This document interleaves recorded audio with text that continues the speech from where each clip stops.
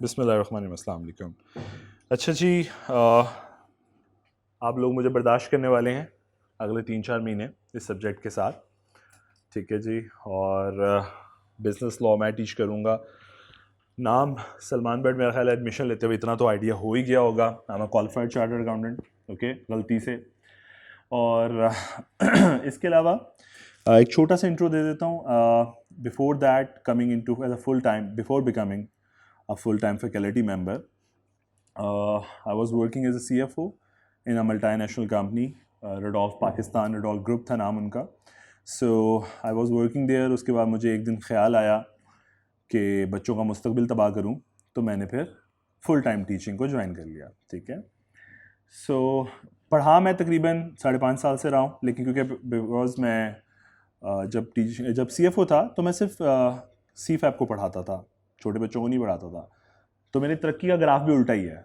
मैं CFAP से demotion हुई, मैं कैफ में आया, कैफ से डिमोशन हुई, मैं PRC पढ़ाना शुरू कर दिया, फिर PRC से तौबा कर ली और अब सिर्फ कैफ में पढ़ाता हूँ या CFAP को, ठीक है। सो इंडस्ट्री कैरियर मैंने आपके सामने लिख ही दिया है। इसके अलावा लाइन बाय लाइन दोनों चल रही थी चीज़ें। So that's why teaching exposure भी 5.5 ईयर्स का approximately along with the industry exposure. So ये मेरा छोटा सा ब्रीफ इंट्रो है। अच्छा, recently right now I am running my consultancy firm, so along with this teaching. So yes, practical exposure अब दूसरी किस्म का है, पहले ज़रा दूसरी किस्म का था, अब मेरा एक्सपोजर ज़रा डिफरेंट किस्म का है। सो ये था जी फॉर द टाइमिंग मेरा शॉर्ट इंट्रो। हाँ, कुछ अपने अपने स्टूडेंट कैरियर के बारे में थोड़ा सा बता दूं कि मैं, आप जिस बंदे से पढ़ने जा रहे हो उसने डिफरेंट सब्जेक्ट में PhD की हुई है, ठीक है, और कुछ में मैंने मास्टर्स किया हुआ है। मतलब मेरे पास मल्टीपल मास्टर्स और मल्टीपल्स PhD हैं। अकाउंटिंग में स्पेशली मेरी PhD हैं सब सब्जेक्ट्स में, ठीक है, जितने भी अकाउंटिंग के सब्जेक्ट्स थे, क्योंकि कोई पेपर मैंने 3 अटैम्प्टों से पहले पास नहीं किया, तो मैं उसे जिसको मैंने 3 से पहले पास नहीं किया उसको मैं PhD कहता हूँ, ठीक है। मास्टर वाले 2 में होते गए। सो मेरा अपना कैरियर तो ऐसा ही है, लेकिन ये है कि प्रोफेशनल एक्सपोजर मेरा बहुत डिफरेंट है और उसके बाद की लाइफ बहुत डिफरेंट है। So hopefully I will try my best कि मैं आपको प्रैक्टिकल एग्जांपल्स दे सकूं लॉ के अंदर, ठीक है।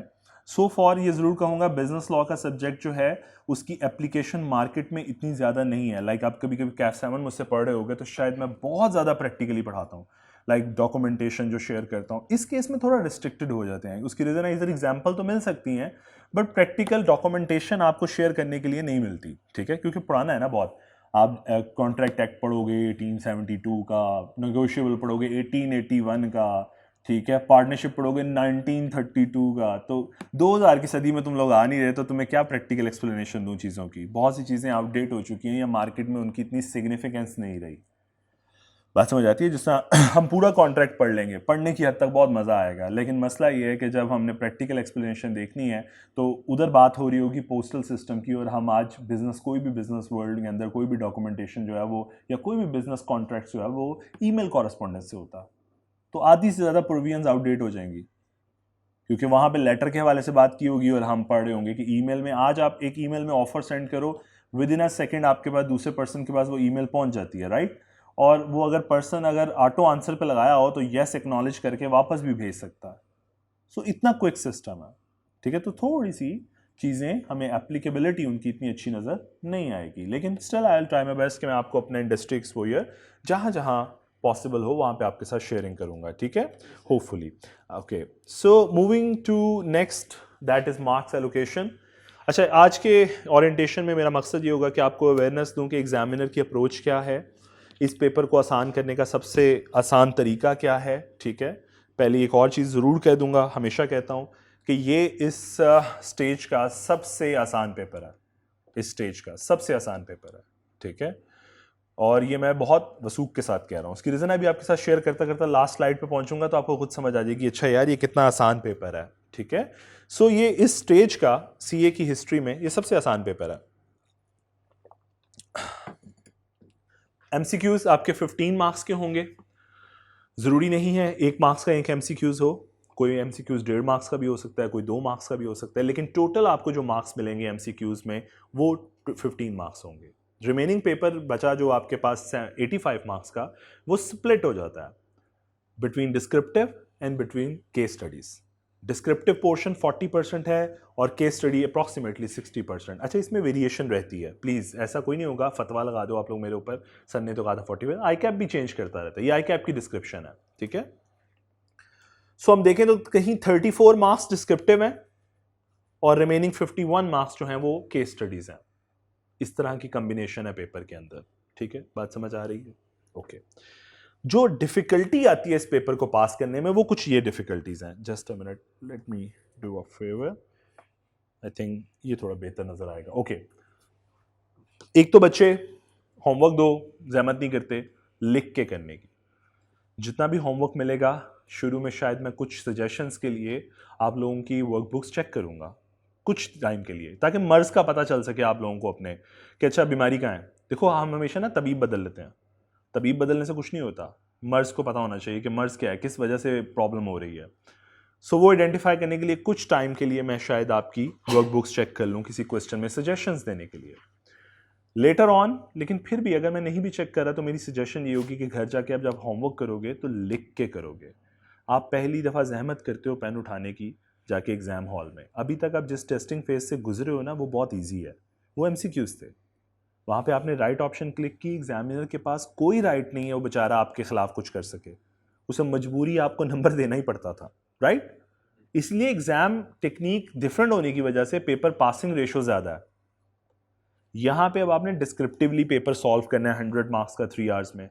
उसने आपका राइटिंग स्ट्रक्चर भी चेक, राइटिंग स्टाइल मतलब गंदी राइटिंग कोई मसला नहीं है पहली बात, वरना मैं कभी पास ना होता, ठीक है। इतनी गंदी राइटिंग है मेरी कि मैंने लाइन छोड़ के लिखता था क्योंकि एग्जाम में मुझे अपनी लिखी हुई समझ नहीं आती थी, तो मैं फिर उसका एक शॉर्ट वे यूज़ करता था, मैं लाइन एक लाइन छोड़ के ब्रेक लेके फिर करता था ताकि कम से कम थोड़ी सी तो विजिबिलिटी बेहतर हो।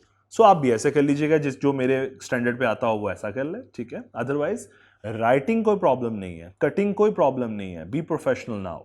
अब आप PRC की स्टेज से बाहर आ गए हो, राइटिंग कोई प्रॉब्लम नहीं, कटिंग कोई प्रॉब्लम नहीं। आपने जहां पे क्रॉस का निशान लगाया समझ लो कि एग्जामिनर उसको मुंह भी नहीं लगाएगा पढ़ना, जहमत ही नहीं करेगा उसको पढ़ने की, ठीक है, और उसकी कोई नेगेटिव मार्किंग नहीं है। बात समझ आ रही है?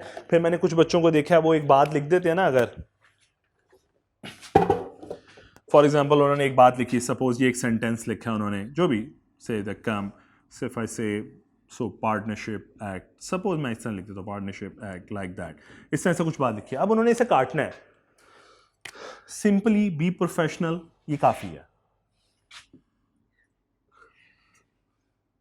फिर देखना अच्छा नजर तो नहीं आ रहा गलती से कुछ, ये इन बातों से बाहर आ जाना, ठीक है, ये गलत है, ठीक है, ये प्रोफेशनल मैनर नहीं है। सिंपल एक लाइन कट कर दो, स्ट्राइक कर दो, दैट्स एनफ, दैट्स एनफ। वो पढ़ेगा भी नहीं, वो तुम्हें नेगेटिव मार्किंग कोई जैसी चीज़ नहीं है। ये सब्जेक्ट मैथमेटिकल नंबर्स पे चलता है, मैथमेटिकल काउंटिंग है, ठीक है।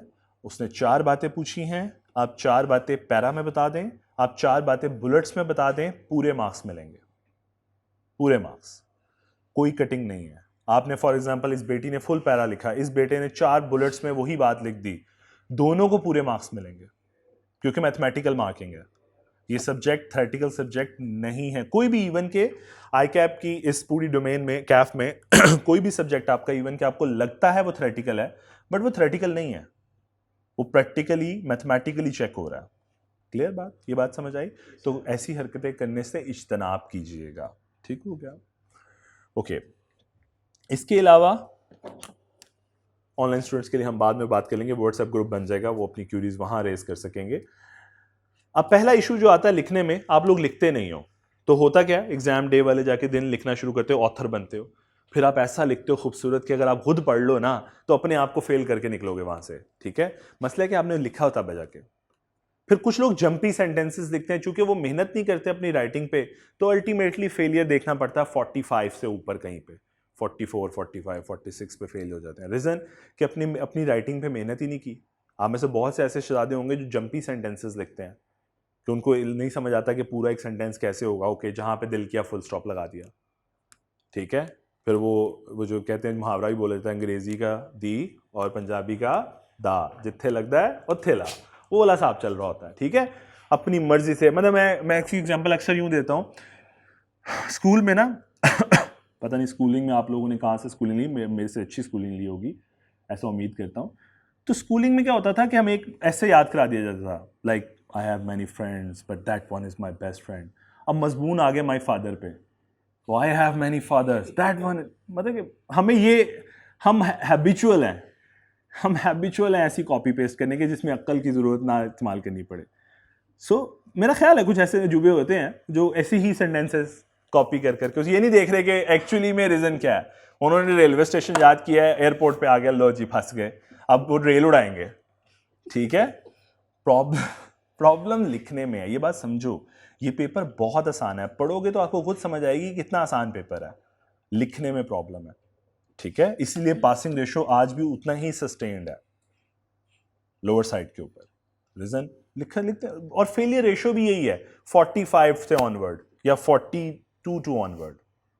रीजन बेचारे वहीं पे आके कोई 2-3 सवालों में रह जाते हैं। रीजन है कि लिखा पहली दफा ही जाके एग्जाम हॉल में है। बात समझ आ रही है? फिर कितना लिखना है, ज्यादा लिखना है, कम लिखना है, उसमें अलहदा कश्मकश में पड़े रहते हैं। फिर एक बात उस हवाले से भी बता दूं, याद रखो कोई भी क्वेश्चन सॉल्व कर रहे हो, आपका क्राइटेरिया ये होना चाहिए कि आपने पास करना है, उस क्वेश्चन को पास करना है। आपको एक बात बता दूं कि ICAP जब पेपर चेक करता है तो ईच क्वेश्चन पासिंग रेशो अलहदा कैलकुलेट होती है। और एक और बात बता दूं कि इस एग्जाम लेवल के ऊपर, अब कैफ के ऊपर, आपका एक क्वेश्चन एक एग्जामिनर चेक करता है। मतलब कि इस इंस्टीट्यूट में अगर 10 सवाल आ रहे हैं तो 10 एग्जामिनर हैं उसको चेक करने के लिए। मैं अगर एग्जामिनर हूं तो मैं आप लोगों सबका क्वेश्चन नंबर 2 चेक करूंगा। अब मेरी एफिशिएंसी लेवल आप डिटरमिन कर सकते हो कि 10-15 पेपर्स के बाद मेरा एफिशिएंसी लेवल क्या होगा। मेरा एक बेंचमार्क सेट हो जाएगा, हायर साइड पे भी, लोअर साइड पे भी, एक मीडियोकर लेवल में। मुझे समझ आनी शुरू हो जाएगी किसको कितना रैंक करना है। फिर यही वजह है कि आप देखते हो अपनी कभी आप लोगों को मार्किंग स्कीम भी अवेलेबल है आप लोगों की सबकी ICAP की साइट के ऊपर। आप अपना लॉगिन करेंगे तो आपको आंसर बुक के साथ एक और चीज़ भी मिलती है, मार्किंग स्कीम इस पेपर की, कि कितने % स्टूडेंट ने इस सवाल को कैसे सॉल्व किया। और मजाक करके कहता है हाँ 70% फेल हो गए, ऐसे बताता है वो उसे कैसे पता लगा 70% है या 60% ने गलत सॉल्व किया है, सही सॉल्व किया। एक एग्जामिनर एक सवाल चेक कर रहा है, तो वो जब कंपाइल करता है अपना रिजल्ट्स, वहीं पे ग्राफ लगाता है, उसे समझ आ जाती है कितने % लोगों कितने जलील हुए और कहां करके जलील हुए। देखो याद रखो, शेर जंगल का बादशाह है। ठीक है, ICAP शेर जंगल का बादशाह है, ये जंगल भी उसका है और खुद भी वो जानवर है, खा पी जाएगा। जहां पे गलती करोगे स्पेयर नहीं करता। ठीक है, सो डरा इसलिए रहा हूं कि अब हमें थोड़ा सा अपनी जो रीडिंग स्ट्रेटजी है, या आप लोग being a student PRC level से आए हो तो एक रीडिंग स्ट्रेटजी डिफरेंट थी, अब आपको एक डिफरेंट रीडिंग स्ट्रेटजी अडॉप्ट करनी है। सक्सेस CA के अंदर किसी भी पेपर में, टू बी वेरी ऑनेस्ट, मेहनत के अलावा जो सक्सेस डिपेंड करती है ना, ऐसा मैं कह रहा हूँ, लेकिन शायद कोई टीचर इसे डिनाई कर दे, बट ये मेरा ओपिनियन है, आपकी सक्सेस जो डिपेंड कर रही है ना इस थ्रू आउट 8 पेपर्स में, कैफ की बात करते हैं, CFAP की बात नहीं करता, कैफ के पेपर्स में, वो डिपेंड करती है एग्जामिनर की स्ट्रेटजी से। आप कितना अलाइंड हो, आप कितना अवेयर हो कि आपका दुश्मन कैसा है। ठीक है, मेरी बात समझे? हर पेपर का एक डिफरेंट सिनेरियो है। आप मुझसे कैफ 4 में मिल रहे हो, मैं डिफरेंट बातें करूंगा। आप कैफ 7 में मिलोगे, मैं स्ट्रेटजी डिफरेंट एक्सप्लेन करूंगा, क्योंकि मुझे पता है वहां पे कैसे पास होना है। सो हर टीचर एक आपको डिफरेंट स्ट्रेटजी, लेकिन अल्टीमेटली कोई भी टीचर आप लोगों को एग्जामिनर के साथ, उसकी स्ट्रेटजी के साथ अलाइन कर रहा होता है। सिंपली वो आपको बता के करे या आपको ना बता के करे। मैं आपको बता के कर रहा हूं, कोई ना बता के भी करेगा। अकाउंटिंग यूजुअली आप पढ़ रहे होगे, आप देखोगे किसी टॉपिक में टीचर आपको बहुत सवाल करा रहा है, किसी में कम करवा रहा है, आपको बस ऐसे ही लगेगा अच्छा ठीक है, टीचर के बाद प्रैक्टिस अवेलेबल होगी। नहीं, उस टीचर को पता है कि किसी टॉपिक की नेक्स्ट अटेम्प्ट में इंपॉर्टेंस क्या है, इसीलिए वो शायद फोकस उतना ज़्यादा कर रहा है उस टॉपिक के ऊपर। कुछ मेरी बातें समझ आ रही हैं? ओके, सो जंपिंग सेंटेंसेस एक बहुत बड़ा प्रॉब्लम है। अनप्लैन्ड आंसर्स बहुत बड़ा प्रॉब्लम है। हमारा बहुत बड़ा प्रॉब्लम ना हमारा पेन है और हमारे साथ वाले दोस्त। एग्जाम हॉल में बैठते ना तो अपना छोड़ के ना, वो तूने लिखना भी शुरू कर दिया। अब ये बड़ी बड़ी प्रॉब्लम है कि साथ वाली रो में दोस्त ने लिखना शुरू कर दिया, तो पेपर भी पलट लिया। ओ माय गॉड, ये तो और अजियत हो गई। मैंने बहुत लोगों को परेशान किया ऐसे, मैं पेपर पलटता रहता था, क्योंकि रीजन मैं लाइन छोड़ के लिख रहा हूं। अब साथ वाला परेशान हो रहे हो, भट्ट साहब ने तो अन्नी मचाई हुई है, हालांकि उसे ये नहीं पता भट्ट साहब फेल होके उठेंगे यहाँ से। ठीक है, समझाना ये चाह रहा हूँ कि आप एग्जाम प्रेशर कैरी करते हो अपने दोस्तों से, तो मैं इसलिए अक्सर स्टूडेंट को सजेस्ट करता हूँ कि कहने को बहुत सिंपल बात है लेकिन पेपर के शुरू का 1 घंटा बहुत इंपॉर्टेंट है। या तो पास हो जाता है स्टूडेंट उसके 1 घंटे में, या फेल हो जाता है, टू बी वेरी ऑनेस्ट। बाकी एवं ही हाथ पाँव मारा होता है। मैं सही बता रहा हूँ, रियलिटी बता रहा हूँ। अगले 2 घंटे आप हाथ पाँव मार रहे होते हो, पहले घंटे में आपका डिसीजन हो गया होता है आप पास हो या फेल हो, क्योंकि उस 1 घंटे में या तो प्रेशर आपके ऊपर डोमिनेट कर जाता है, एग्जाम प्रेशर, या आप डोमिनेट कर जाते हो। उसके बाद आप लड़ाके हो जाते हो। उस सेकंड आवर जो है ना शुरू होता है, आप लड़ाके हो गए होते हो, एग्जाम हॉल से अलाइन हो चुके होते हो, मतलब कि उनके साथ एक अलाइंस बन चुकी होती है, एडजस्ट हो चुके हो। शुरू में एक फियर है, बैठे हो, नई जगह है, नए लोग साजू बाजू बैठे हैं, ठीक है, काम कर रहे हैं, वट एवर। सो आपको दूसरे घंटे में आप लड़ाके हो जाते हो।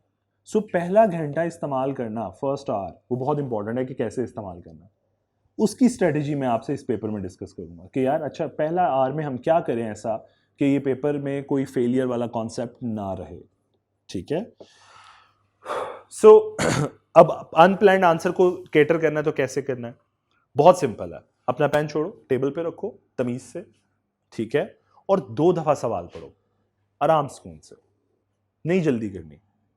देखो अनप्लान्ड आंसर लिखोगे कहीं ना कहीं 2 सिनेरियोस पेश आएंगे। पहला, पूरा लिख जाओगे और पता भी नहीं चलेगा गलत लिखा है। नंबर 2, आधे रास्ते में जाके याद आता है, ओह ये बात तो भूल गया, ये तो आंसर ही डिफरेंट हो गया।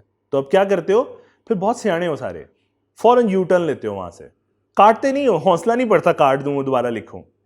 Professionally you should delete that one, okay, cut that one, कि यार ये ठीक है, फारग है, इसको नहीं, अब दो नए सिरे से स्टार्ट करो। आप क्या करते हो, अब यू टर्न लेते हो, वहीं से लिखना घुमाते हो पूरी कहानी को कि मैं नहीं, मैं ये सोच रहा था, मैं तुम्हें बताना चाहता हूं कि दूसरा ये हो सकता है, ये सोच ये रहा था मैं। और रीडर को पता चल रहा है, रीडर सुकून से सोल्यूशन पढ़ रहा है, उसे पता चल रहा है आपने पहले क्या सोचा और अब क्या सोचा। तो इसलिए बेहतर है उसे काटो और दोबारा लिख लो। ठीक हो गया, ये बात भी समझ आ गई। अनप्लान्ड आंसर का नुकसान ये होगा कि अनप्लान्ड आंसर लिख लो कि 5 मार्क्स का क्वेश्चन है सपोज, तो टोटल टाइम लगा 10 minute approximately, 10 minute, 2 minute per hour अगर मैं कहूँ, वैसे 1.8 का रूल है लेकिन चलो 2 मिनट्स पर मार्क्स, आपने 10 मिनट लगा दिए। अगर आपने जवाब ही गलत लिखा है तो वो 10 मिनट ज़ाया हो गए हैं। तो उससे बेहतर नहीं था उसी 10 मिनट में से अगर 3-4 मिनट प्लानिंग कर लेते, तो वो 10 मिनट से अगर कोई ऊपर 1-2 मिनट चले भी जाते तो कोई फर्क ना पड़ता, क्योंकि ये पेपर में time management would not be an issue. ये मैं आपको लिख के देने को तैयार हूं, ग्रांटेड। कभी ऐसा नहीं होगा आप में से कोई स्लो लिखता है, कोई तेज लिखता है, कोई मैटर नहीं करता। कुछ पेपर्स हैं 1-2 जिनमें, जैसे अकाउंटिंग के पेपर बहुत कॉमन बात है कि जिसमें टाइम मैनेजमेंट हमेशा एक चैलेंज रहता है स्टूडेंट के लिए, राइट। जो थोड़ा स्लो सोच रहा है, जो तेज सोच रहा है, दोनों में फर्क आ जाता है। लेकिन इस पेपर में ऐसा कोई प्रॉब्लम नहीं होने वाला। ये इतना कंसाइज्ड पेपर है कि आपको 100 मार्क्स का पेपर 3 घंटे में बड़े आराम से हो जाएगा। ऐसा प्रॉब्लम नहीं आने वाला कि कोई ये कहे सर 60 का हुआ, 70 का हुआ, बाकी हो नहीं सका, आता था नहीं, ऐसा नहीं होता, ठीक है। ऐसा इस पेपर में प्रॉब्लम नहीं है। कैफ 7 में है, इसमें नहीं है। कैफ 7 में थोड़ा सा है कि जहां पे आपने प्लानिंग पे बहुत टाइम इन्वेस्ट कर दिया तो शायद आप किसी एक आधे क्वेश्चन में पीछे रह जाओ, लेकिन इस पेपर में नहीं है। इस पेपर में बहुत आसान है, ठीक है। अच्छा, तो प्लानिंग सक्सेस या फेलियर को डिटरमिन करती है, लेकिन ऐसा नहीं होगा कि एग्जाम हॉल वाले दिन बैठ के, एग्जाम हॉल में बैठ के आप ये सोचो आज प्लानिंग करूंगा, पेन साइड पे रख दिया, अब 2 दफा पढ़ूंगा। नहीं, ऐसा कोई फायदा नहीं होगा, ठीक है। एक दिन जिम जाके बॉडी नहीं बनने वाली, कंसिस्टेंस, कमिटमेंट चाहिए, ठीक है। इंटेंसिटी नहीं चाहिए, इंटेंसिटी नहीं चाहिए, कंसिस्टेंसी चाहिए। वो था ना एक बड़ा खूबसूरत सेंटेंस था, consistency is far more beautiful thing than the intensity, क्योंकि आपको कमिटमेंट से रिजल्ट्स आने, कंसिस्टेंसी से रिजल्ट्स आने। तो आप जो होमवर्क करोगे उसमें ये आदत डालोगे, 2 दफा पढ़ोगे, पेन साइड पे रख के फिर सोल्यूशन लिखना शुरू करोगे। Is that clear? अच्छा, 3 चीजें होती हैं वैसे यूजुअली एक क्वेश्चन के अंदर, अभी मैंने इन पे कोई बात नहीं की, मैं सिर्फ एक जर्नली बता रहा हूं। ये 3 स्टेप्स होते हैं यूजुअली जबकि आप किसी केस स्टडी को डिस्कस कर रहे होते हो। कुछ प्रोविजन हैं, फिर आप उनको रीजनिंग देते हो कि मैं ऐसा क्यों सोच रहा हूं, और आखिर में मेरा कंक्लूजन क्या है। ये 3 स्टेप्स है ना, अगर तो एग्जाम हॉल में आप याद रखो एग्जामिनर के सामने ये 3 नंबर हैं, से 1 2 3, या शायद 2 1 1, या might be 2 1 1, it depends on examiner. Her question का मार्किंग स्कीम डिफरेंट है। जस्ट अ मिनट, अगर मैं आप लोगों को एक marking scheme just for the time being अगर मैं दिखा सकूं, जस्ट अ मिनट, अगर ये हमारे पास एक मार्किंग स्कीम अवेलेबल है, ये देखिए। नहीं, शेयर नहीं हुआ आपसे, ओके, जस्ट अ मिनट।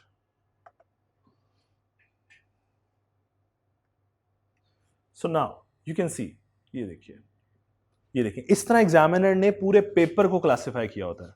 आपने ये एक बात लिखी, 1 mark for explaining each difference between, ये क्वेश्चन है एक्सपोज, आपने डिफरेंसेस एक्सप्लेन करने थे सिविल लॉ और क्रिमिनल लॉ में, उसने कहा 1 मार्क है एक डिफरेंस का, टोटल कितने हैं 4 लिखो, पूरे नंबर ले लो। ऐसा नहीं होगा 4 लिखे हैं तो अच्छा नहीं लग रही राइटिंग, 3 दूंगा 2.5 दूंगा, ऐसा नहीं होता। बात समझ आ रही है?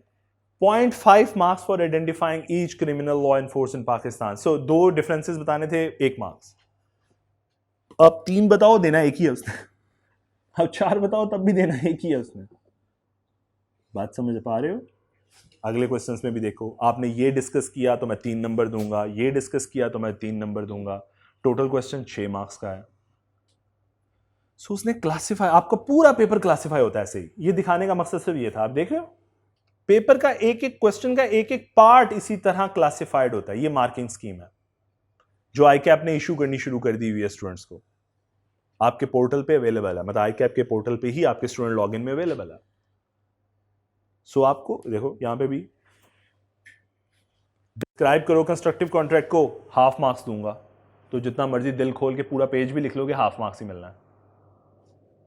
4.5 मार्क्स रखे हुए हैं इस पार्ट के लिए। उसी ए पार्ट में एक हिस्सा है, 2 बातें पूछी होंगी, एक हिस्से के 4.5 है, एक के 0.5, बताएगा नहीं आपको कि किसके 4.5 है। देन 5 मार्क्स मैंने दिए हैं इस केस में, आपने क्या लिखना है, up to 1.5 marks for explaining each circumstance, यानी एक सर्कमस्टांस शेयर किया तो 1.5 नंबर दूंगा। टोटल कितने देने हैं, 5, इससे ज्यादा नहीं दूंगा, ये मैक्सिमम मार्क्स है जो दूंगा। बात समझ आ रही है? तो किसी का अगर सिर्फ एक ठीक है तो उसको 1.5 मिलेंगे, बेशक वो पूरे 2 पैरा लिख दे, 2 पैरा काट दिए जाएंगे, इररेलेवेंट का कोई फायदा नहीं है। क्वांटिटी मैटर नहीं करती, quality of the paper matter करता है। बात समझ? और मैथमेटिकल समझ आ रहा है मैं क्यों कह रहा था मैथमेटिकल सब्जेक्ट है? किसी ने बच्चे ने भी अगर ये सारी बातें की हैं, एग्जामिनर के पास कोई ऑप्शन नहीं है कि वो इन मार्क्स को काट सके, मजबूर हो जाएगा 10 मार्क्स लेने के लिए। बात समझ आ रही है? इतना इजी पेपर है। सो किसी की हैंड राइटिंग गंदी है, जैसा मर्जी लिखता है, it does not matter. Clear? तो ये तसल्ली हुई थोड़ी सी कि पेपर मैथमेटिकल है, कोई प्रॉब्लम वाली बात नहीं है। चलो वापस आते हैं फिर अब।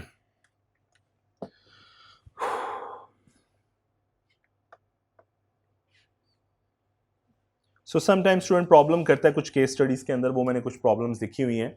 Sometime incorrect provision of law select कर लेता है, गलत समझता है केस स्टडी को, पूरा नहीं समझ पाता। उसमें एक बहुत बड़ा रीज़न हेस्ट का होता है कि आप जल्दबाजी करने की कोशिश करते हो और वही प्रॉब्लम सामने आता है। ठीक है, कि फेलियर देखना पड़ता है क्योंकि आप गलत समझो तो गलत लिखोगे।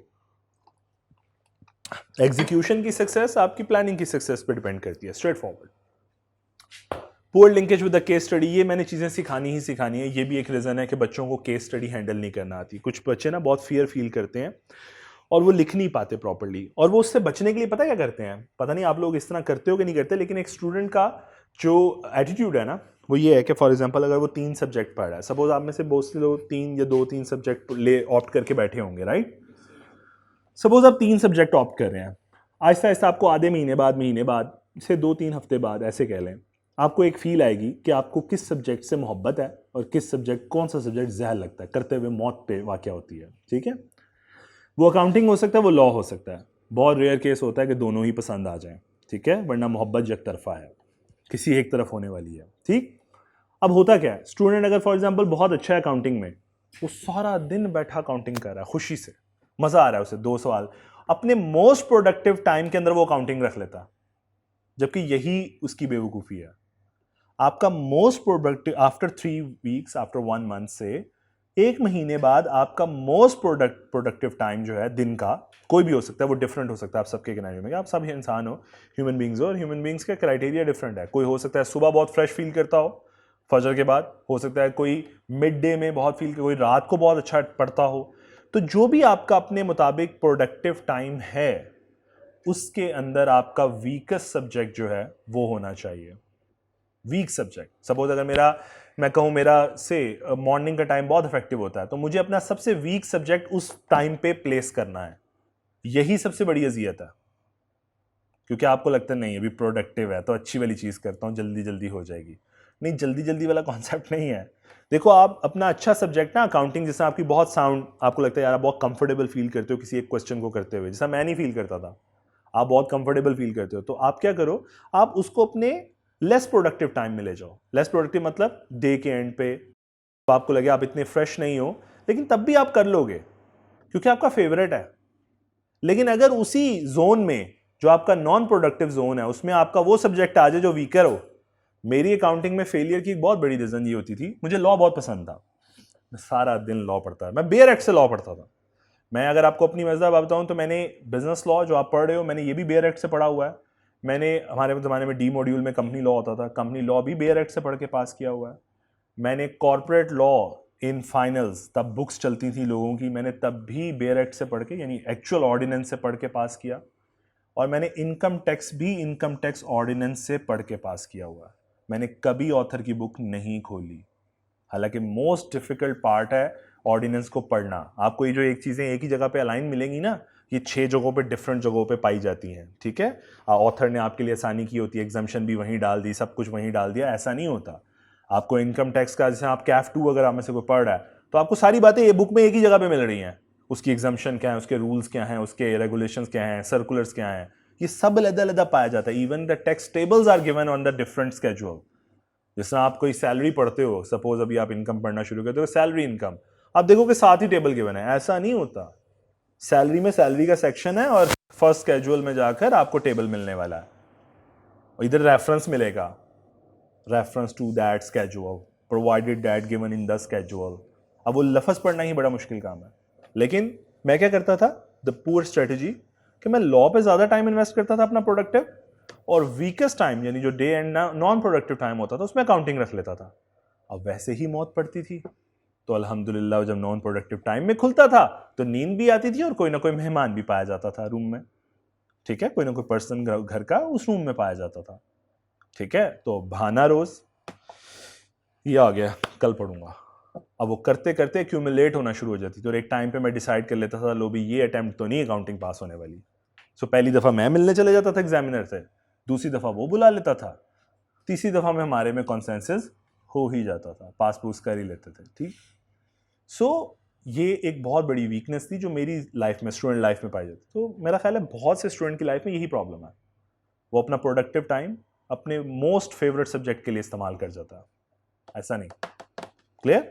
लेकिन ये आपको कौन सा फेवरेट है, कौन सा नॉन फेवरेट है, लेस फेवरेट है, ये अभी नहीं पता चलेगा, मैं आपको पहले ही बता दूं। अभी आप नहीं मुझे अकाउंटिंग बहुत अच्छी लगती है, नहीं जी अकाउंटिंग तो अभी शुरू ही नहीं हुई। शुरू तो उस दिन होगी जिस दिन तुम्हें सर शुरू कराएंगे सही वाली, ठीक है। अभी तो बेसिक्स चल रही होंगी ना सारे सब्जेक्ट्स की, तो एक मंथ में आप उस स्टेज पे आ जाओगे जहां पे बेसिक से अगला स्टेप शुरू हो गया होगा, मिड लेवल आ गया होगा। वहां पे आपने डिटरमिन करना है कि अब आपका फेवरेट कौन है, और फेवरेट को लेस प्रोडक्टिव, और वो कुछ भी हो सकती है तरतीब, क्लियर ये बात। चलो दोबारा नहीं बोलूंगा, इसलिए इसी पे इक्तफा कीजिएगा प्लीज। ओके नेक्स्ट, सॉरी इसको पता नहीं क्या प्रॉब्लम है, मान नहीं रहा बात अच्छी, थोड़ा बेहतर हुआ, ओके। बुक कौन सी फॉलो करेंगे, आई कैप की बुक है बट मॉडिफाइड वर्जन है, ऊपर अवेलेबल होगा कॉपियर के पास। मॉडिफाई किसने किया है, बजाते खुद मैंने किया है मॉडिफाई, ठीक है। मॉडिफिकेशन में क्या किया गया है, बहुत सी चीज़ें प्रोविजंस आसान कर दी गई हैं, कीपिंग इन व्यू कि उनकी एसेंस डैमेज ना हो, प्लस उसमें पास पेपर्स जो हैं वो एम्बेड कर दिए गए हैं, हर टॉपिक वाइज आपको पास पेपर साथ साथ मिलेगा। ये भी पता चलेगा कि अगर आप एक प्रैक्टिस क्वेश्चन कर रहे हो तो वो किस अटेम्प्ट में पेपर में आया था, पास पेपर में, प्रैक्टिस क्वेश्चन के नाम से आपको मिलेंगे पास पेपर्स, ठीक है, और हर टॉपिक के साथ मिलेंगे, ठीक हो गया। आपको मार्च 2022 तक के पास पेपर्स जो हैं वो आपको बुक में अंदर एम्बेड हो चुके हैं, जो रेलेवेंट वन है, इररेलेवेंट निकाल दिए, जो बहुत हल्के थे वो निकाल दिए, ठीक। इसके अलावा 2 पेपर्स बचेंगे, सितंबर 2022 एंड मार्च 2023, ये जो रिसेंट हुआ, ये 2 पेपर फुल फ्लैश पेपर हम लोग पास पेपर कर रहे होंगे सेशन के एंड पे, क्लास में सॉल्व करेंगे, ठीक है। कोर्स टाइमली कंप्लीशन हो जाएगा। आखिर में हमारे पास 10 दिन का गैप हमेशा बचता है, उस 10 दिनों में हम लोग यूजुअली पास पेपर्स कर रहे होंगे क्लास के अंदर। सो मैं आप लोगों पे ट्रस्ट नहीं करूंगा, सो मैं करवा के भेजूंगा, ठीक है। इसके अलावा जब ये खत्म हो जाएंगे 2 पेपर्स तो मैं आपको कैफ 4 के जो पहले होता था, जब ये सब्जेक्ट स्प्लिट था बिटवीन जो कंपनी लॉ और बिजनेस लॉ का एक कंपोजिट पेपर होता था पहले, अब ये स्प्लिट हो चुका है।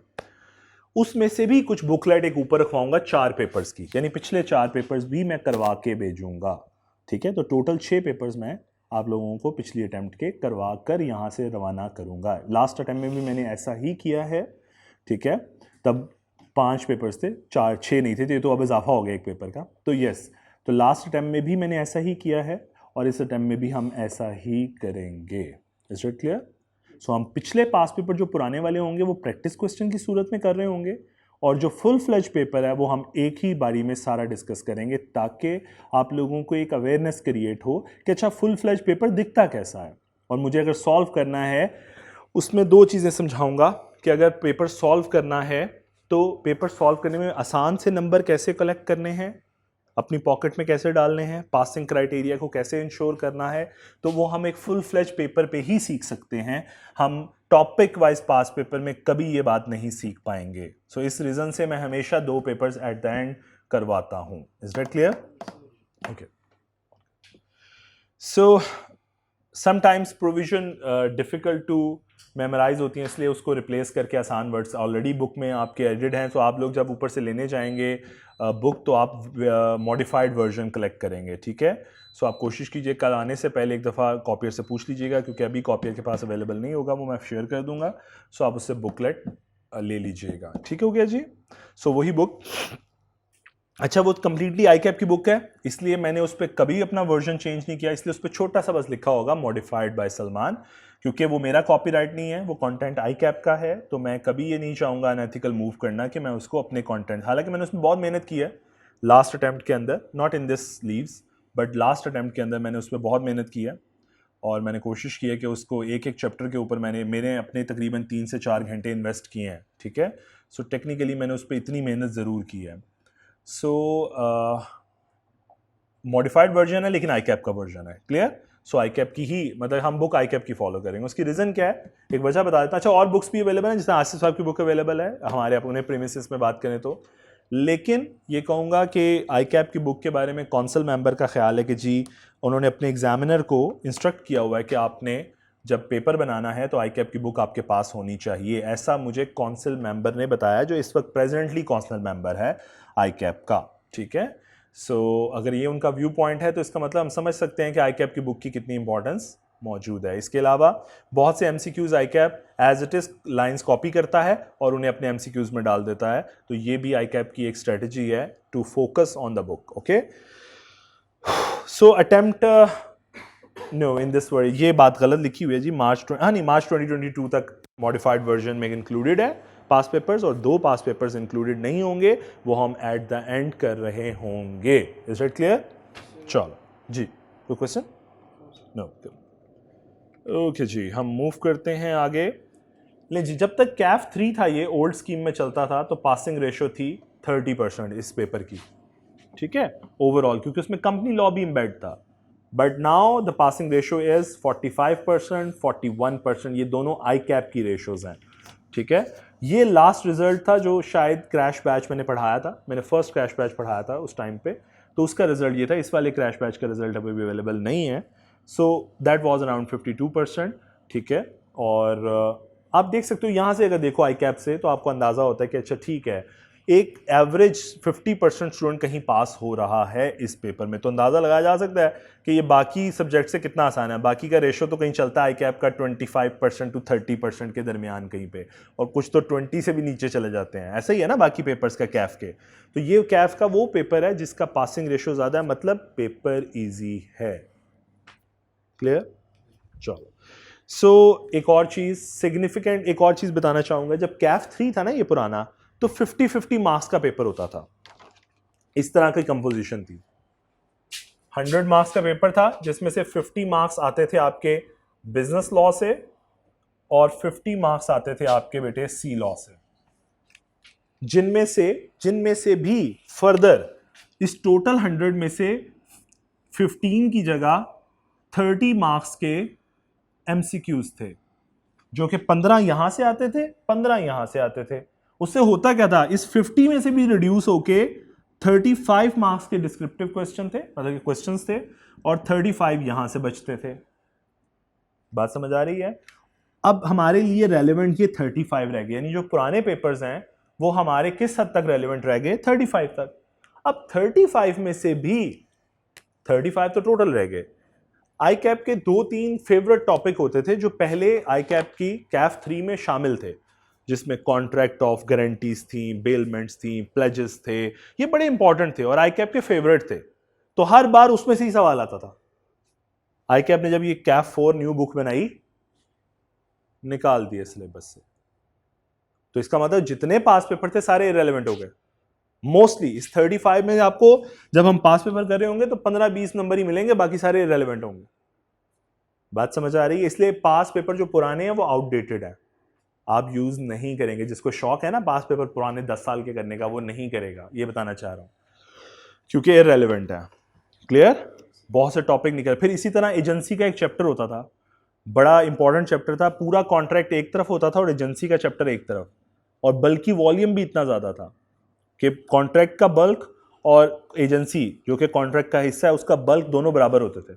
यानी कहाँ एक तरफ 8-9 चैप्टर और कहाँ एक चैप्टर उसके बराबर, इतना लेंथी चैप्टर था और उतना ही टेक्निकल। आई कैप ने सारा निकाल के 2 पेजेस आपके सिलेबस में डाले हैं, बाकी सब निकाल दिए।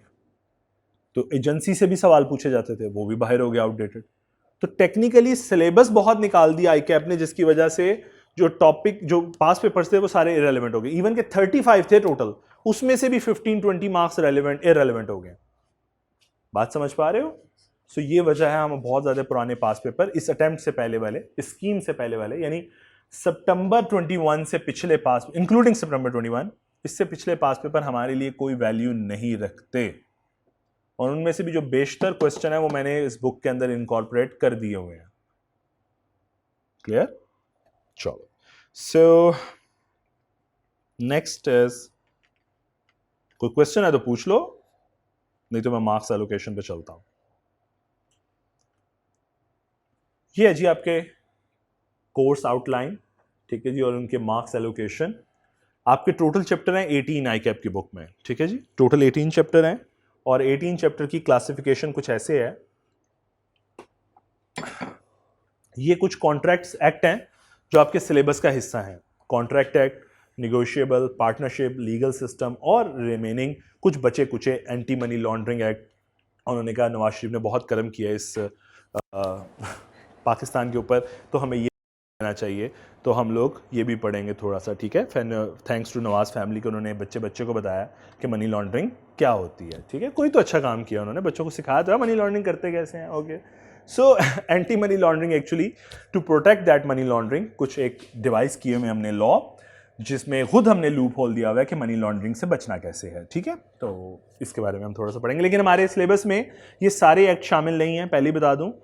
हार्डली एक्चुअल एक्ट में से 2-2 सफ़े, 3-3 सफ़ों के एक्ट जो है वो आपके सिलेबस में शामिल किया गया, यानी कुछ किसी के 2 सेक्शन, किसी के 4 सेक्शन, किसी के 5 सेक्शन आपके सिलेबस में शामिल किए गए, इससे ज़्यादा आपके सिलेबस में नहीं है। पहले ये CFAP का हिस्सा होता था, लेकिन वहाँ पे ना पढ़ाने वाले पढ़ाते थे ना पढ़ने वाले पढ़ते थे, तो उन्होंने कहा किसी को तो पढ़ाएं, तो उन्होंने कैफ में डाल दिया, ठीक है। और वो भी बहुत लिमिटेड पोर्शन, जैसा मैंने कहा एक एक्ट है, फॉर एग्जाम्पल अगर वो 50 पेजेस का है तो आपके सिलेबस में 2 पेजेस शामिल हैं या 3 पेजेस शामिल हैं।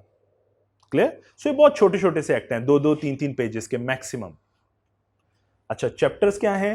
2 to 10 हमारे कॉन्ट्रैक्ट के चैप्टर हैं। चैप्टर नंबर 1 है legal system, 2 to 10 contract, then we have 11, 12, 13 is a partnership that deals with partnership, 14, 15 negotiable act से डील करेगा, और 16 to 18 ये छोटे छोटे मुन्ने मुन्ने से एक्ट जो हैं ये उनसे डील करेगा। पार्टनरशिप कैफ 3 में जब पुराना सिलेबस था तो ये एक चैप्टर होता था, इन्होंने कहा डराना है बच्चों को, 3 कर दिए, खुद ही हिस्से कर दिए, उसके 3 ब्रेक कर दिए, तो इनफैक्ट ये एक चैप्टर था, ये बदतमीजी करके 3। फिर इसी तरह निगोशिएबल एक चैप्टर था, 2 हिस्से, कि बच्चों को डराना भी तो है कि नंबर ऑफ चैप्टर ज्यादा पढ़ रहे हैं वो लोग, क्योंकि बहुत सा सिलेबस निकाल दिया, उसको जस्टिफाई करने के लिए ये हरकतें की गई कि नंबर चैप्टर्स को बढ़ा लिया गया, ठीक। सो इनफैक्ट ये एक चैप्टर और ये एक चैप्टर है टेक्निकली, क्योंकि सारी बातें इन 3 चैप्टरों में पार्टनरशिप के गिर्द ही घूमेंगी, इन 2 चैप्टर्स में सारी बातें निगोशिएबल के गिर्द ही घूमेंगी, कहीं बाहर नहीं जाएंगे। क्लियर? फिर कुछ एंटी मनी लॉन्ड्रिंग और इलेक्ट्रॉनिक क्राइम्स के एक्ट हैं, ये छोटे छोटे से चैप्टर हैं 16 to 18। अब मजेदार चीज है मार्क्स एलोकेशन।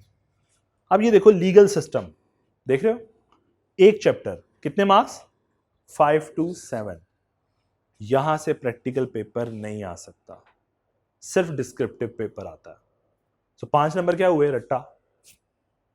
लिख सकते हो जल्दी से? ओके, याद किया हो अगर तो। ये 3 चैप्टर्स जो हैं एंटी मनी लॉन्ड्रिंग और छोटे छोटे से 16, 17, 18, यहां से प्रैक्टिकल केस स्टडी नहीं आ सकती। ये हैं ही ऐसे चैप्टर जहां से केस स्टडी बन ही नहीं सकती। तो टेक्निकली कितने मार्क्स हो गए? 15। ये वो चैप्टर्स हैं जहां से डिस्क्रिप्टिव टेस्टिंग होनी है, प्रैक्टिकल टेस्टिंग। तो मैं स्टूडेंट्स को हमेशा समझाता होता हूं एक टेक्निक जो आहिस्ता आहिस्ता मैं फिर किसी दिन एक दफा डिटेल में डिस्कस करूंगा जब हम थोड़ा पढ़ लेंगे चीजों को। तो देखो, अगर मैं कहूं मैं स्टूडेंट हूं और मैं मार्क्स सॉल्व करूं पहले, सबसे पहले पेपर में 15 एमसीक्यूज, तो मेरे मार्क्स कवर हो जाएंगे 15, राइट? और मेरा टाइम यूज होगा इसके लिए, से मैं कहूं 15 मार्क्स है तो मैं 30 मिनट्स अवेलेबल है मेरे पास रफली, 2 से मल्टीप्लाई करूं तो 30 मिनट्स कहीं मेरे पास इसके लिए अवेलेबल है। देन मैं अगर अपने चैप्टर नंबर 16, 17 और 18, ये बहुत छोटे, टोटल मिला के 6 या 7 पेजेस के चैप्टर हैं, तीनों 6 या 7 पेजेस के, और स्ट्रेट फॉरवर्ड बातें हैं, किसी के फंक्शन, किसी की डिसेबिलिटीज, लाइक दैट। यहां से पेपर स्ट्रेट आता है 15 मार्क्स का। तो मैं अगर कहूं कि 15 मार्क्स है तो शायद फिर कहीं 30 मिनट्स यहां पे अवेलेबल है हमारे पास, राइट? फिर मेरे पास है एक लीगल सिस्टम का चैप्टर नंबर 1। 5 नंबर आने ही आने हैं, 10 मिनट मुझे इसके लिए भी चाहिए। बात समझ आ रही है? तो जरा देखो, मैं यहां पे 1 घंटा 10 मिनट गुजार चुका हूं और टोटल मार्क्स कितने कवर कर चुका हूं? अभी मैंने इसको छेड़ा ही नहीं। डिस्क्रिप्टिव इसमें से भी आना है, सबसे ज्यादा इसमें से आना है, ठीक है? इसमें से भी आना है, इसमें से भी आना है। मैं डिस्कस ही नहीं किया अभी, वो भी आसान नंबर है लेकिन डिस्कस नहीं किया मैंने। सो वो भी अगर आप पहले सॉल्व कर लो तो खुद देखो आप 50 क्रॉस कर जाओगे और यहां से कम तकरीबन 1.5 घंटा क्रॉस कर गए होगे। उसके बाद तो वैसे ही आप लड़ाके हो जाते हो, उसके बाद तो वैसे ही दिमाग चलना शुरू हो जाता है। शुरू में तो चल ही नहीं रहा होता, बेचारा धक्के से स्टार्ट करना पड़ता है। समझ आ रही है बात की? अच्छा, अब यहां पे एक बात और बताना बहुत इंपॉर्टेंट है। ये प्रोफेशनल एग्जाम है, आपका पूरा पेपर स्कैन होता है और सॉफ्ट फॉर्म में आपके एग्जामिनर के पास जाता है, हार्ड फॉर्म में नहीं जाता, ठीक? पेपर के टॉप पे और बॉटम पे बार कोड लगे होंगे, क्लियर? पेपर की दोनों साइड पे मार्जिन्स लगे होंगे, तो इसलिए अगर आप में से कोई स्केल यूज करता है, कटा हुआ मार्कर यूज करता है, वो सब फेंक दो, अलाउड नहीं है। आपने मार्कर यूज किया या आपने ब्लू बॉल पेन यूज किया, पेपर कैंसिल हो जाएगा, सीधा पेपर पे क्यों लिखा आएगा आंसर में। चेक भी नहीं करेंगे और ऐसा कर चुका है क्या बड़ी दफा, ठीक है? ये एक दफा, ये वो बहुत लीथल है। जहां पे आपने रूल को डेविएट किया वो बख्शेगा नहीं, ठीक है? सीए फाइनलिस्ट लोगों ने पेपर दिया, ICAP ने रूल बनाया हुआ था रिसेंटली कि आप 2 पेपर से कम पेपर नहीं दे सकते सीए फाइनल के। कुछ बच्चों ने इग्नोर कर दिया उस डायरेक्टिव को और तकरीबन पता नहीं कितने स्टूडेंट्स थे, अराउंड 40-50 स्टूडेंट्स थे जिन्होंने पेपर पास किया। ICAP ने बताया जनाब मुबारक हो, आपका पेपर पास हो गया है, लेकिन हम आपका पेपर फेल कर रहे हैं क्योंकि आपने पॉलिसी को फॉलो नहीं किया। देख हंस रहा है, इसको पता है। और उन लड़कों ने जितना मर्जी एहतजाज किया हो, पेपर कैंसिल हो गया उनका, पास बता के कि तू पास है लेकिन तू फेल है। तो ऐसा लीथल है। उसने कहा तुमने मेरा डायरेक्टिव क्यों नहीं फॉलो किया? तुम्हें किसने कहा था एक पेपर में अपीयर हो? तो तुम पास हो लेकिन फेल भी हो, तो दोबारा दिया भाई बच्चों ने। तो अगर वो सीए फाइनलिस्ट के साथ ये कर सकता है ना, तो आप समझ सकते हो कि वो कैफ के साथ भी वही करता। बात समझ आ रही है? सो वो आपको मार्जिन लगे हुए देगा। पहली बात, वो जो बच्चों की तरह आप स्केल लेके जाते थे ना एग्जाम हॉल में, ठीक है, कि मैं खूबसूरत करूं, एग्जामिनर इंप्रेस करूं। देखो मेरी बात मैं सीधी सी बता देता हूं, एग्जाम हॉल में हम रिश्ता लेने नहीं देना उसमें। अभी आप क्वालिफाइड नहीं हो, ठीक है? अगर उसकी हुआ भी ना तो तब भी नहीं देगा क्योंकि अभी आप क्वालिफाइड नहीं हो। सो टेक्निकली आपको एक बुकलेट दी जाएगी और आप में से जो भी जिस बोर्ड से आया, आपको पता है कितने कंजूस होते थे हमारे बोर्ड वाले, पता नहीं, मुझे नहीं पता, लेकिन लाहौर बोर्ड वाले तो बहुत कंजूस हैं। आप शीट मांगो तो पहले कहते दिखाओ कितनी जगह बची हुई है तुम्हारे पास पुरानी शीट पे। ऐसा होता है? हुआ है किसी के साथ कभी ऐसा? नई शीट नहीं देते कि जैसे अपने अब्बा जी के पैसों से देनी हो उन्होंने, ठीक है? नहीं देते। लेकिन यहाँ पे ये ICAP का प्रोफेशनल एग्जाम है, आप लोगों को जो पहली बुकलेट मिलेगी वो बुकलेट मिलेगी, पेपर नहीं मिलेगा, बुकलेट मिलेगी, वो 24 पेजेस की होगी और यही नहीं खत्म होती, यही नहीं खत्म होती कि आपको तंग नहीं किया जाएगा बार बार कि आपके पास शीट नहीं है। 24 शीट्स की एक बुकलेट मिलेगी जिसको संभल भी नहीं करने की प्रॉब्लम पड़ेगी, बुकलेट बनी होगी बड़ी खूबसूरत, आप सुकून से काम कर सकते हो। बात समझ आ रही है? उस 24 शीट्स के ऊपर नंबरिंग हुई होगी 1 2 3 4। आपने सबसे पहले, आपको एग्जामिनर खुद कहेगा कि काउंट कर लें आपकी कोई शीट मिसिंग तो नहीं है, 24 पूरी हैं, चलें फिर स्टार्ट करें। ठीक, सो 24 शीट्स गिवन होंगी, ऊपर बार कोड लगा होगा, नीचे बार कोड लगा होगा। बराए मेहरबानी कोई बेटा बेटी इसके साथ खेलने की कोशिश ना करे। कुछ लोग शुरू में ऐसे खेलते रहे इसके साथ, और ये स्कैन होना है, अगर तुम बार कोड डैमेज कर दोगे वो पेपर डैमेज हो जाएगा, वो स्कैन नहीं होगा, और अगर स्कैन ना हुआ तो समझ लो वो चेक नहीं होगा। ठीक है, बात समझ आ रही है? अच्छा, उसके बाद खबरदार, स्वाइप ब्लैक बॉल पॉइंट के अलावा कोई बॉल पॉइंट अलाउड नहीं है, स्ट्रेट फॉरवर्ड। हेडिंग्स देने की जरूरत नहीं है, इंप्रेस नहीं होता। ठीक है, ना इंप्रेस होने की उसे जरूरत है। ठीक हो गया, इंप्रेस नहीं होता, headings not allowed, not necessary, देनी चाहो दे दो, अपनी मर्जी है तुम्हारी, लेकिन मार्कर्स नॉट अलाउड, कोई चीज इसके अलावा तुमने इस्तेमाल की ना, नॉट अलाउड। ये साइड जो है और ये साइड, ये दोनों साइड्स एग्जामिनर की हैं, खबरदार इनमें पंगा नहीं लेना, जो लिखना है इसके अंदर लिखो, यहां तक मत जाओ। ठीक है, उसे इंस्ट्रक्शन है कि जो लफ्ज इसने आगे लिखे ना, ना चेक कर, इग्नोर मार। ठीक, क्योंकि ये साइड्स उसकी हैं। ठीक है, उसने भी पैसे लगाए हैं तो ये साइड्स उसकी हैं। सेकेंडली, यहां पे एक डब्बा बना होगा ऐसे, क्वेश्चन नंबर इसके अंदर लिखना है। फॉर एग्जाम्पल, आप क्वेश्चन नंबर 3 का पार्ट ए सॉल्व कर रहे हैं, सो क्वेश्चन नंबर 3 पार्ट, ओ सॉरी ये वाला, क्वेश्चन नंबर 3 पार्ट ए, अगर उसका 1 पार्ट है तो इधर, और जितनी देर तक आप ये सॉल्व कर रहे हैं, हर शीट के ऊपर आपने दोबारा दोबारा ये लिखना है। फॉर एग्जाम्पल, ये 3 पेजेस तक गया आंसर सपोज, तो तीनों पेजेस के ऊपर आपने ये टाइटल देना है। And secondly, each part of any question should start from a new page. Even तुम्हारा सवाल यहां पे पहली लाइन में यहां पे खत्म होते हो, गरीब के बच्चे हैं हम लोग, कहते हैं यार पेपर क्यों जाया करें, यहीं पे क्वेश्चन नंबर 2 3 का पार्ट बी सॉल्व करते हैं। काट देगा, चेक नहीं करेगा, काट देगा, स्ट्रेट फॉरवर्ड, इस पेपर को कैंसिल कर देगा, इस पेज को। मेरी बात समझ पा रहे हो? तुम्हारा क्वेश्चन जो यहां पे है बस वही चेक होना है, ये वाला गया, part B cancel. So each part of any question shall start from the new page, should start from the new page। बात समझ आइए?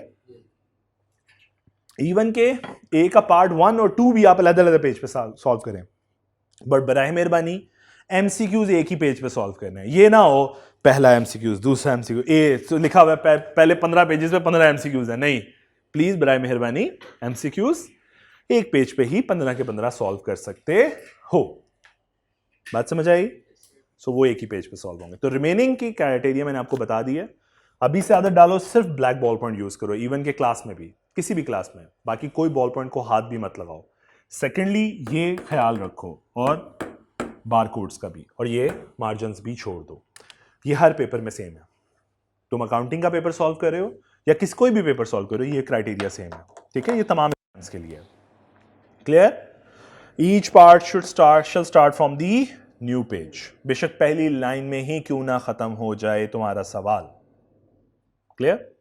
चलो, क्यों? क्योंकि हर एग्जामिनर के पास एक पेज जाना है, एक क्वेश्चन जाना है, तो जहां पे अगर तुमने 2 क्वेश्चन लिख दिए तो वो लड़ाई हो जाएगी कि किस एग्जामिनर को भेजें, तो इसलिए आपका सवाल काट दिया जाएगा, एग्जामिनर में लड़ाई नहीं करवाई जाएगी। Is that clear? चलो, अच्छा, इसके अलावा अगर पेपर ये 24, तुम इतने महान हो कि 24 शीटें खत्म हो जाएं, तो तुम्हें अगली बुकलेट 8 पेजेस की मजीद दे दी जाएगी विदाउट एनी हेजिटेशन। ठीक है, आपसे कभी तंग नहीं किया जाएगा, आपको बड़ी तमीज से वो पर्सन आपके पास आएगा, आपको न्यू वर्कबुक देगा, आपको उसके साथ अटैच करवाएगा, आपसे हाजिरी लगवाएगा और आपसे चला जाएगा। बस बात समझ आ रही है? और उस न्यू शीट पे आपने रोल नंबर नहीं लिखना होता। ठीक है, वो सप्लीमेंट्री शीट होती है, पता नहीं लिखना होता है, मुझे याद नहीं, लेकिन वो मेरा ख्याल है वो आपको खुद ही गाइड कर देगा, अगर लिखना होगा तब भी बता देगा, नहीं लिखना होगा तब भी बता देगा। ठीक है, क्लियर? चलो, सो अगर अब मैं वापस आऊं,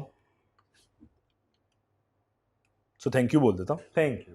सो कोई क्वेश्चन है तो प्लीज़ आप लोग पूछ सकते हैं, अदरवाइज हम अपना आज का ओरिएंटेशन क्लास जो है उसे कंक्लूड करते हैं। जी कोई क्वेश्चन जो दिमागों में घूमे? अच्छा, इस क्लास का एक डेकोरम होगा कि कोई भी पर्सन के दिमाग में कोई भी बेहुदा सवाल आए वो पूछ सकता है, ठीक है, लेकिन सब्जेक्ट वाला होना चाहिए, सब्जेक्ट से रेलिवेंट, वरना मैं आप लोगों के स्टैंडर्ड से वाकिफ हूं, मैं भी जैसे गुजर के आया हूं ना, तो मैं वाकिफ हूं, तो इसलिए कोई भी सवाल पूछें, इस बात में हेजिटेशन मत करें कि हम पूछ रहे हैं तो शायद बाकी को प्रॉब्लम नहीं है तो हम क्यों पूछें, दोस्त से पूछ लूंगा, नहीं, आप क्लास में पूछो, जो भी प्रॉब्लम है, किसी प्रोविजन की समझ नहीं आई या आपको लगता है कि आपके दिमाग में कोई ऑल्टरनेट ऑप्शन चल रहा है, वो डिस्कस करो, किसी भी किस्म का क्वेश्चन हो आप फ्रीली पूछ सकते हो। और इस क्लास के मैं एक रिक्वेस्ट और करूंगा, कोई भी टीम मेंबर कोई क्लास में कोई पूछता है क्लासमेट, तो दूसरे बंदे उसका मजाक नहीं उड़ाएंगे, वो कैसा भी क्वेश्चन क्यों ना हो, ठीक है, ताकि हम डिस्करेज नहीं करेंगे किसी को क्वेश्चन पूछने से, हाँ इनकरेज जरूर करेंगे। क्लियर हो गई बात ही भी? जी अब सवाल किसी ने को पूछना है तो प्लीज यू मे आस्क।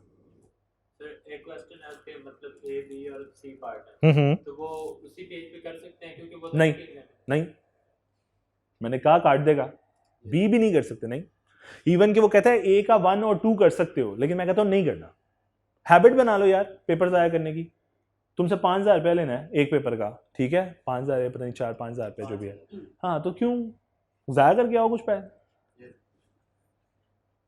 मुझे याद है मैं लाइन छोड़ छोड़ के लिखता था, कितने पैसे लेते हो, मैं तो लाइन छोड़ के लिखूंगा, कभी इतराज़ नहीं करता है क्या वाले, मैं यकीन करो, मैं कह रहा हूँ ना, अब आप प्रोफेशनल एग्जाम में बैठने वाले हो, कभी इतराज़ नहीं करेंगे, आपको हम शादी हाल में लोग शादी पे बुलाते हैं, हम आपको पेपर देने बुलाएंगे, ठीक है, अभी दिया है आप लोगों ने वैसे पेपर, कहाँ दिए हैं, वो तो इंस्टीट्यूट्स में दिया ना, अब जो आपके आगे पेपर होने वाले हैं सारे वो शादी हालों में होने हैं, ठीक है, तो आपको बड़ा अच्छा माहौल दिया जाएगा, ठीक है, बस खाना नहीं दिया जाएगा, बाकी सारा माहौल अच्छा वाला आपको नसीब होगा, नहीं लिटरली आपको बहुत अच्छा एनवायरनमेंट मिलेगा फॉर एग्ज़ाम हॉल, क्योंकि यूजुअली या तो नादिया केटरिंग इनको पीसी हॉल बुक कर देते हैं या फिर अच्छे अच्छे हॉल्स जो भी अवेलेबल होते हैं उनको बुक कर लिया जाता है, तो ये होता है।